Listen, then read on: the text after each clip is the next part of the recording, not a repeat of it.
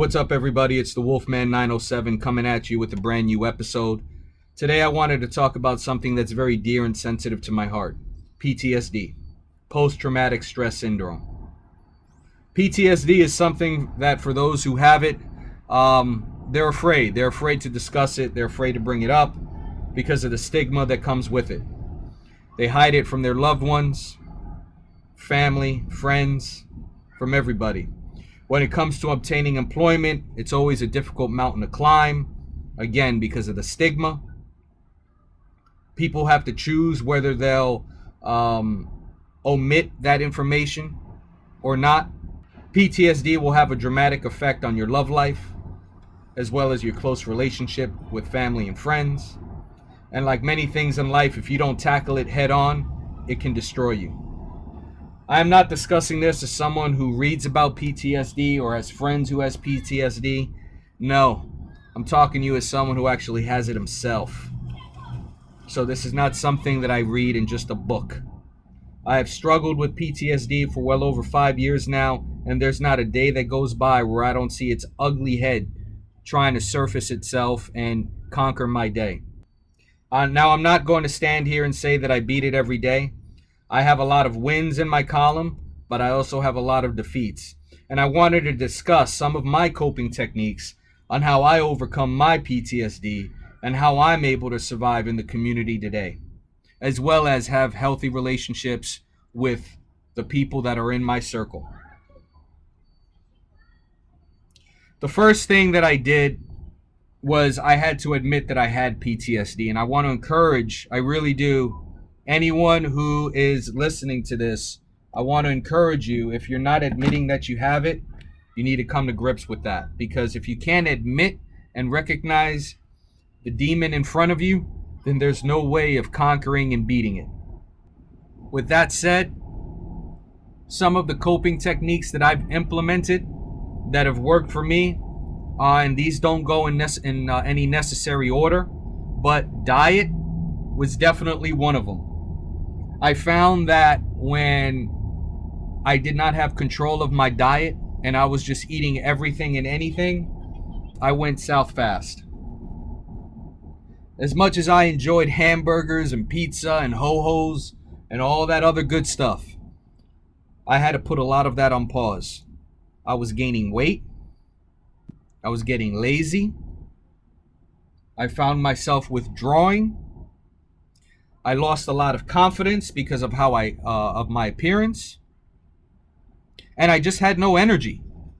I had no energy to do anything. Why? Because the truth be told, I can say it because I'm talking about myself. I wound up becoming a fat slob. You see, when you eat unhealthy, there's a lot of just toxic chemicals that are roaming through your body. And the only way to cleanse that stuff out of your body is by eating right and training, working out, which I'll get to in a minute. But it starts with eating right. If you want to get your mind right, you got to eat right. You got to keep the temple clean. Eating a lot of greens, eating a lot of whole grains, eating a lot of lean meat and fish, staying away from all those fatty carbohydrates, i.e. the pastas, the breads, the cookies, and etc. and etc. One of the other coping techniques that I have is what I hinted on a second ago, working out.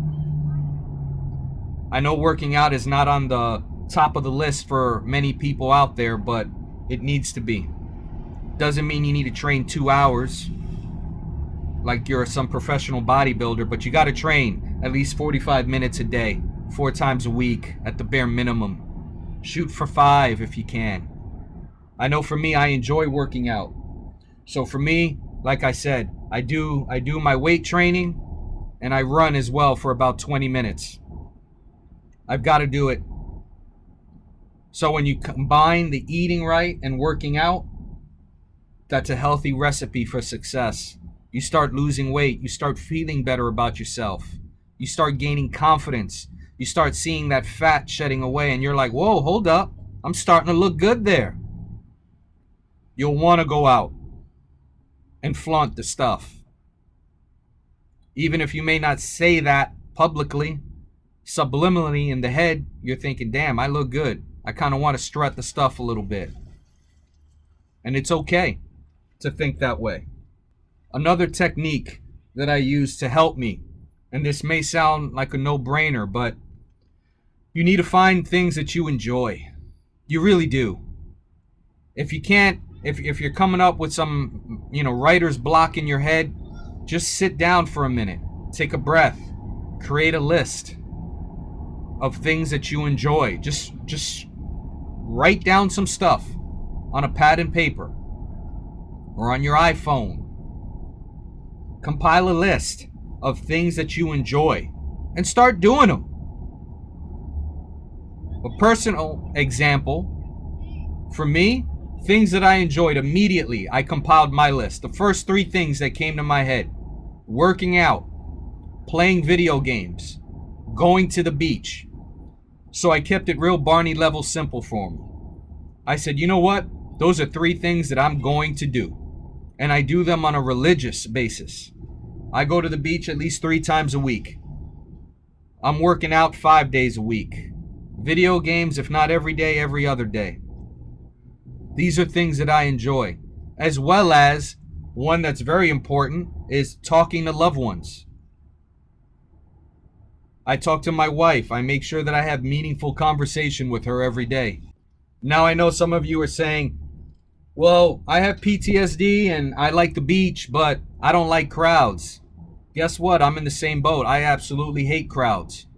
Crowds is one of the big deterrents for me. When I see a crowd, I can get in a bad mood real fast. Like I'm talking Jekyll and Hyde. But as a former soldier, I was always taught to adapt and overcome. And in the same way with the beach, rather than me retreating, my solution has always been, okay, I'm going to find a piece of real estate out there where there's not a lot of people, and I'll claim it as my own. I pitch my tent right there, so this way I'm protected from the sun, and I enjoy the waves. I'll show a video on that in a minute, on how I found a secluded spot on the beach. But again, you have to adapt and overcome, because not everything is just going to be handed to you. Another technique that I use in order to ensure that PTSD does not conquer and overcome my life is communication. And I know that sounds trivial, but it's very true. I communicate to my wife and my loved ones when I'm in a bad mood.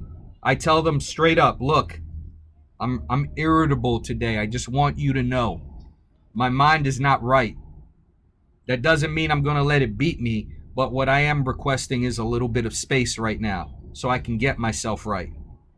I need to withdraw for a minute, recollect myself, and once I've attained that, I will come back to you in a better mood. Please respect that, understand that, and know that I love you. This is what I tell my family.